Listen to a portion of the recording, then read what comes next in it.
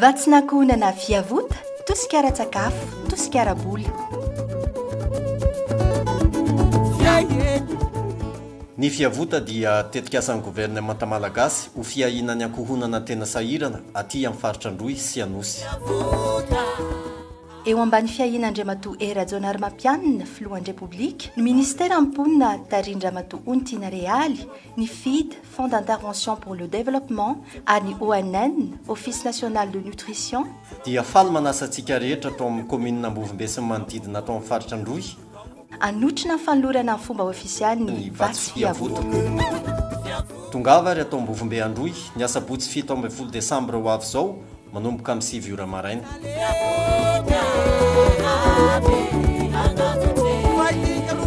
Fiavota anamaivana ny fahasairanana eo amin'ny fiainana ho an'ny faritra Androy sy Anosy.